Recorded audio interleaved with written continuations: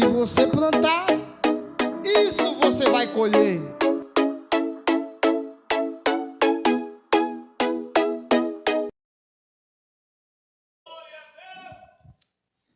Paz do Senhor, meus irmãos. Você que tem o exemplar da Bíblia Sagrada em vossas mãos, abra lá comigo, por favor. Evangelho de Jesus, escrito por Lucas, capítulo de número 6. Vamos estar lendo alguns versos da palavra do Senhor, em nome de Jesus. Capítulo de número 6 do Evangelho de Jesus, escrito por Lucas. Glória a Deus. Pensa num louvor, rapaz, que o grupo de louvor cantou hoje aí. Eu vou dizer, viu? Os irmãos começarem a ouvir mais ele aí, a gente vai ter que segurar os irmãos, porque é um louvor que mexe com a alma, dá vontade de nós glorificarmos ao Senhor. Eu fiquei parado meditando na letra dele, né, que nos impulsa a louvar a Deus, e o hino tem que ter esse impulso mesmo, de eu e você glorificarmos ao nome do Senhor, e isso é muito bom. Capítulo de número 6 do Evangelho de Lucas, de Jesus, escrito por Lucas, versículo de número 8 em diante, nos diz assim: a inefável palavra de Deus.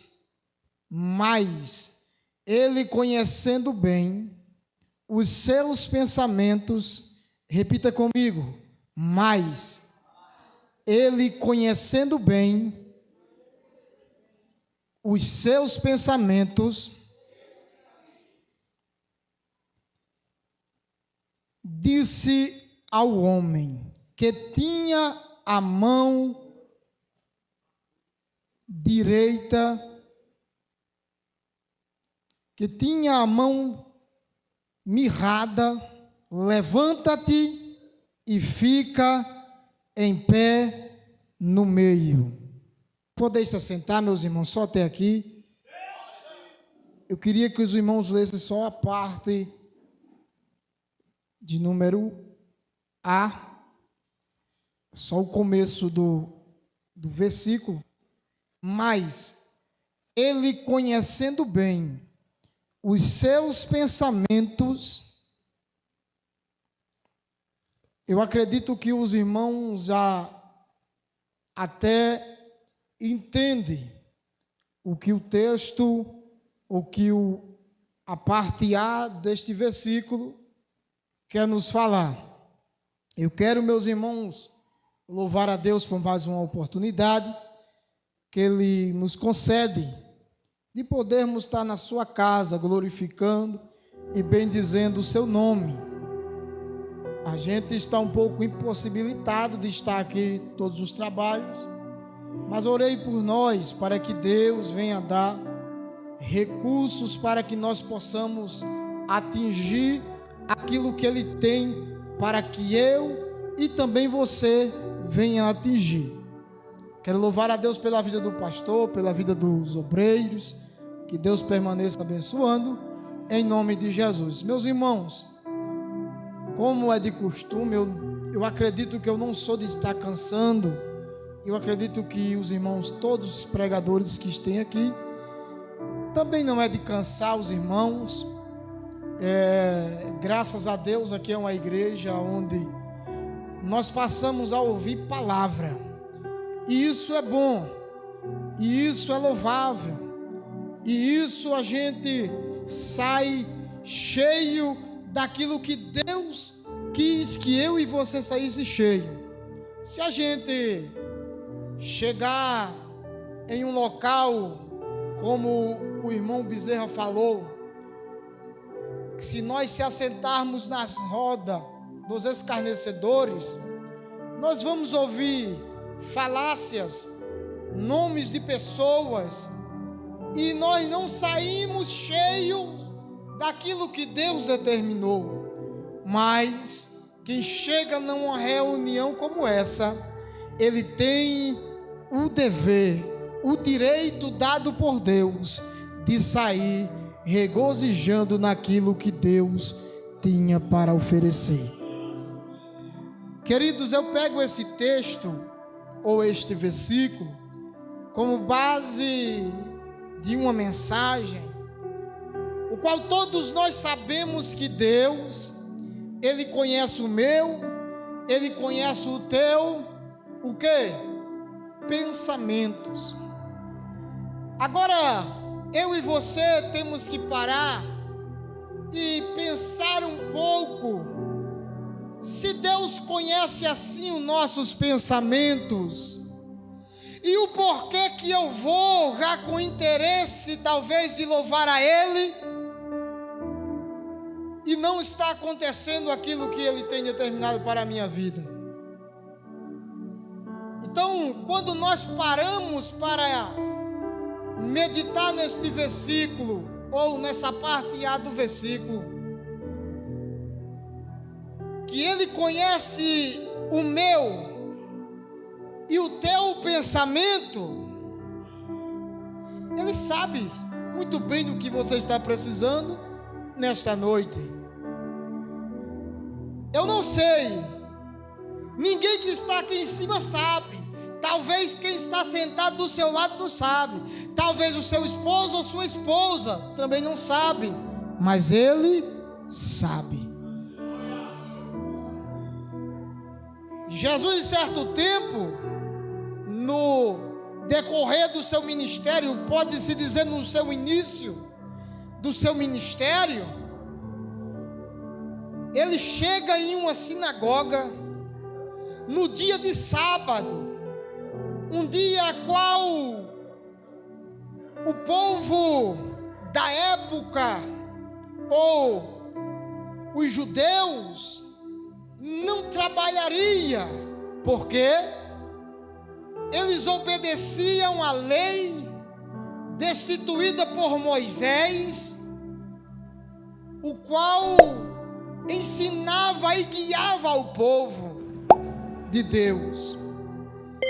Então eles começaram a ver Jesus naquele dia de sábado, entrando em uma sinagoga, ou melhor dizendo, em uma igreja ou congregação, vamos falar assim para melhor entendimento. Agora, quando Jesus entra na congregação ou na igreja, para-se todos que estavam na frente do trabalho, ou melhor dizendo, sacerdotes, levitas, que estavam responsáveis pelo trabalho.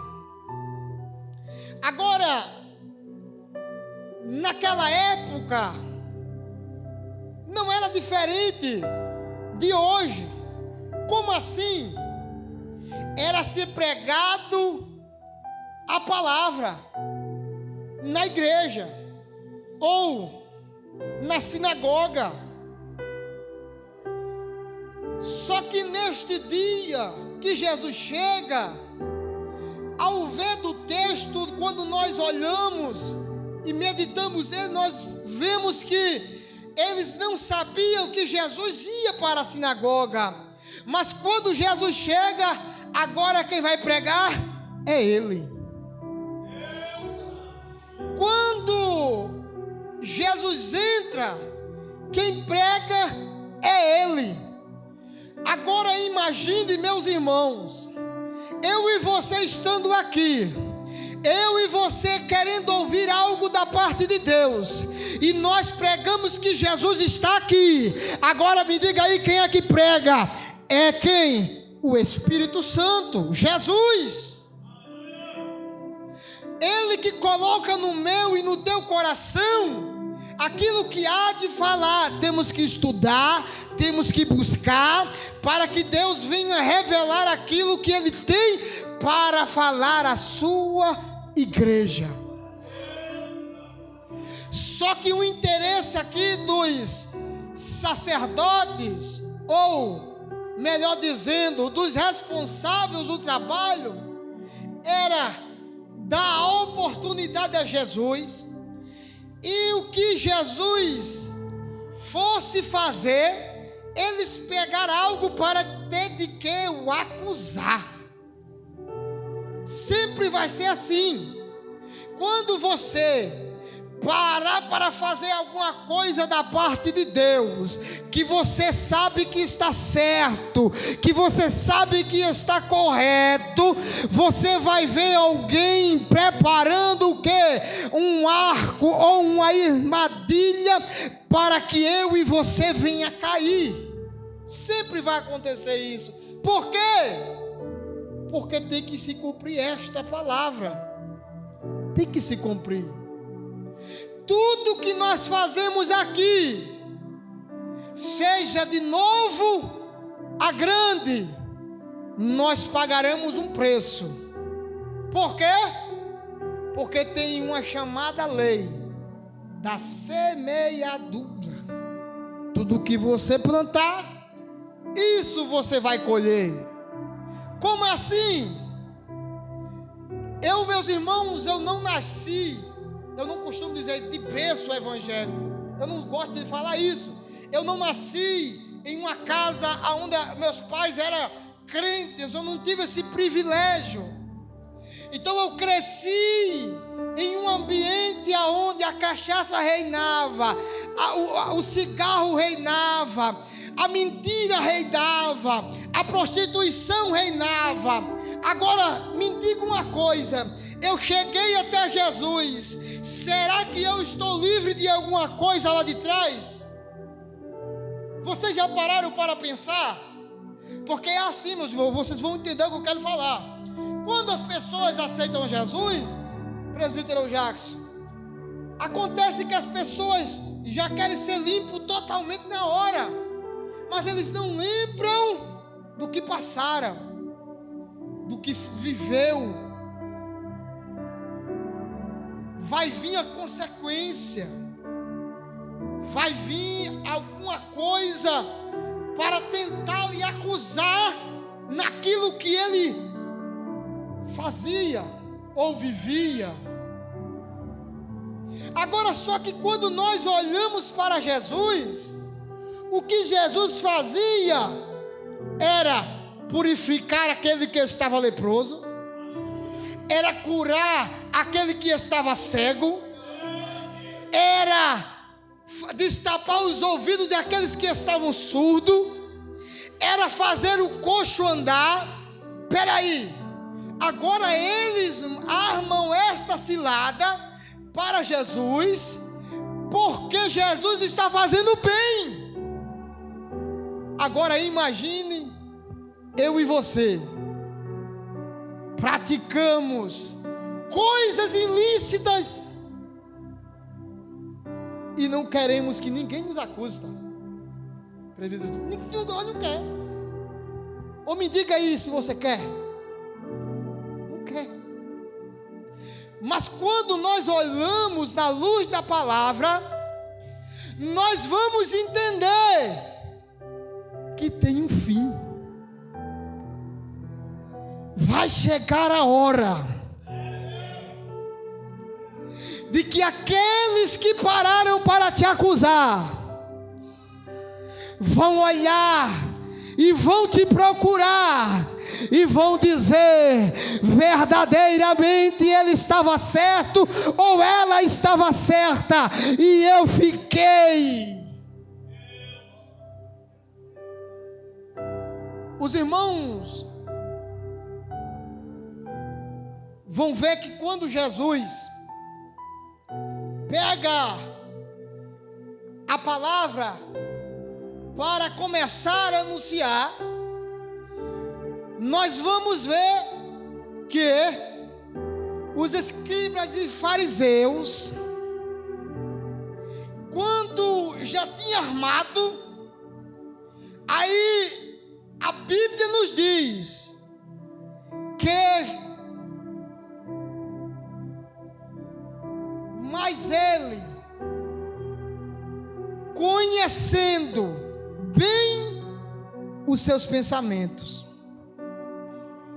Espera aí para os irmãos entenderem. Quando Jesus começa, Jesus já sabia do que estava para vir sobre ele. Ou melhor dizendo, Jesus já tinha visto o meu e o teu pensamento antes de tu sair de casa, antes mesmo de tu pensar de estar aqui. Jesus já conhecia, já estava conhecendo, já tinha decretado até o que tu ia ouvir nesta noite, para que você pudesse crer que Ele conhece a mim, que Ele conhece a você, o que Ele determinou para a tua vida nesta noite, com certeza Ele vai decretar.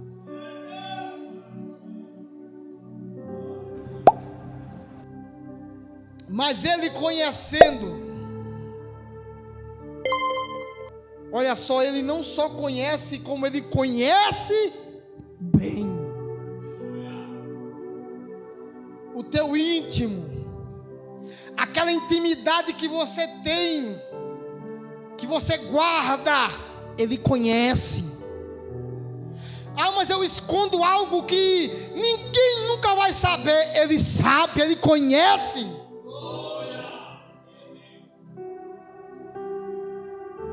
Ele conhece. Ah, mas eu preparei algo para a minha vida, para mim mesmo me dirigir. Aí ele diz lá em Jeremias, capítulo de número 29, versículo 11: porque eu bem sei os pensamentos que pensam de vós. O pensamento não é teu, o pensamento tem que ser o teu. O pensamento que você deve andar tem que ser no dele. Por quê? Porque o pensamento dele é bem melhor do que o que eu e você pode imaginar. Quando Deus determina estas coisas para nossas vidas, é porque Ele quer o melhor para mim e você. Será que se nós pedirmos a Deus, como diz a palavra, um peixe, Ele nos dará uma serpente? Ou se pedimos pão, Ele nos dará uma pedra? Será? Além de pão, talvez Ele ainda tenha manteiga para passar. Além do pão, Ele ainda tem até a maionese. Agora eu e você, quando vai até o Pai, nós queremos aquilo, determinamos aquilo, e às vezes Deus tem algo muito melhor do que só isso que você quer. O pastor falou aqui que Deus vai determinar até uma esposa para o nosso irmão Nelson, e isso é para os irmãos entenderem. Eu lembrei de uma coisa que aconteceu lá no Nordeste, lá no município chamado Zabelê. Um irmão aceitou Jesus, ele não era crente, Nelson. E este irmão, quando aceita Jesus, ele começa a ter amor, a ter paixão, desejo de fazer a sua obra. E quando ele começa, ele vê a necessidade de uma esposa. Ele vê a necessidade que tinha de casar. E aí ele começa a orar. Olha só como ele começa a orar, dizendo: Pai, eu preciso de uma esposa. Eu quero uma esposa assim, assim, assado. Ele só faltou dizer assim: eu quero uma bilionária. Só que ele, quando começou a orar, ele começou a demorar. A esposa vinha, então ele começou a orar diferente já. E disse: Pai, manda pelo menos uma doida para me casar. Peraí, olha só a oração do homem: manda pelo menos uma doida para me casar. E aí, o que acontece? Aparece essa bendita doida. Aparece essa bendita doida. E ele casa com ela. E aí, um certo dia, ela está em casa. E o homem sai agoniado de dentro de casa dizendo: Oh, Jesus, eu não estou aguentando mais essa doida. Peraí, você pediu a doida, agora não quer aguentar? Tudo que você pedir a Deus, peça primeiro a Deus assim: Senhor, o que é que o Senhor tem para mim? É uma doida ou uma pessoa perfeita? Para os irmãos entender. Às vezes nós queremos apressar Deus, e Deus, ele não precisa ser apressado. Eu e você que precisamos entender o que Ele tem para mim e você é melhor. É melhor. Os irmãos estão entendendo? Estão compreendendo, jovens?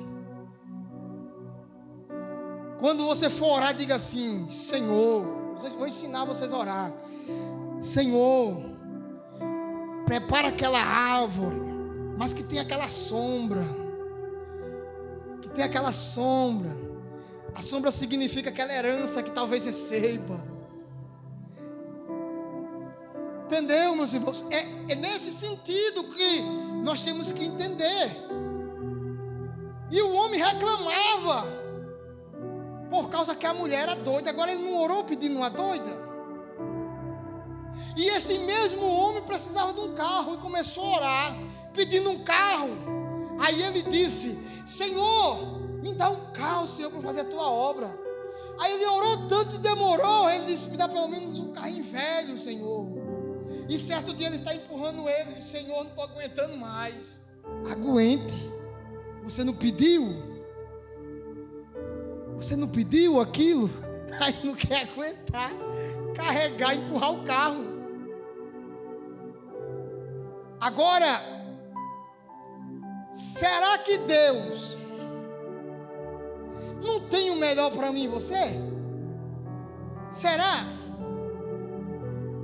E por que é que nós tropeçamos assim no decorrer da nossa vida? É porque nós não paramos para escutar o mais velho ou a mais velha. Nós não paramos para ouvir alguém que tenha experiência, para nos ensinar. Nós não tem. O que tem é paciência. Levanta a mão aí, levante. Tu tem, Davi? Pai, agora eu estou sabendo então observe, quando Jesus diz, ou a palavra diz, que Ele conhece bem os seus pensamentos, os meus pensamentos, Ele já organizou tudo para nós. Tudo para nós está organizado. Agora, tudo o que acontece é porque eu e você somos teimosos. Pensa no povo teimoso, é crente. Oh, Deus amado. Aí quando ele se levanta, está pregando, está anunciando, aparece um lá no meio. Está lá. Talvez colocaram ele lá para ver a reação de Jesus, ou talvez ele entrou escondido porque não podia entrar a pessoa com esse tipo de enfermidade dentro da igreja ou dentro da sinagoga. Mas Jesus manda que aquele homem ficasse de pé. E agora os escribas e os fariseus param. Diz: agora nós pegamos ele, porque ele não pode fazer nada no dia de sábado. Quer dizer, no dia de sábado era proibido até curar. Aí Jesus abre a boca: uma coisa vos hei de perguntar. É lícito nos sábados fazer bem ou fazer mal? Salvar a vida ou matar? Quando Jesus fala essas coisas para aqueles homens. Eu imagino eles agora com as pernas bambas, porque Jesus quebrou a cilada que eles tinham armado para ele. Jesus quebrou aquilo que Satanás tinha determinado para a tua vida. Você não entendeu? Acabou. Jesus quebrou. Jesus desmanchou a cilada que Satanás tinha armado contra a tua vida, contra a tua família. Acabou. Jesus chegou. A cilada foi encerrada. Acabou. Na minha terra, vou falar assim, eu era uma pessoa que as pessoas olhavam e diziam: não vale uma prata furada. Eu não tinha o privilégio de entrar na casa de prefeito. Eu não tinha o privilégio de entrar na casa de pessoas que tinham dinheiro. Por quê? Porque eles olhavam para mim e me via como um bandido, como uma pessoa que não tinha, como é que eu posso, confiança de entrar nestes locais. Hoje, eu chegando no Nordeste, eu sou chamado para entrar na casa, talvez das pessoas mais ricas do local. Peraí, foi invertido os valores, mas o invertido dos valores corretos. Eu não prestava e passei a prestar. Eu não valia nada, passei a valer. Por quê? Porque Jesus foi lá e quebrou, desmanchou aquilo que Satanás tinha armado para a minha vida. E hoje eu estou aqui em Caraí dizendo a você que Ele também quebrou o laço, quebrou o arco, quebrou os grilhões, desmanchou o cativeiro de Satanás. Vocês estão vendo em que proporção pode chegar a minha e a tua vida? Eu estou falando uma coisa que eu vivia. Quando eu aceitei Jesus, eu talvez já falei aqui, se reuniu o povo da comunidade, fechou a entrada de um lado e do outro. Para quê?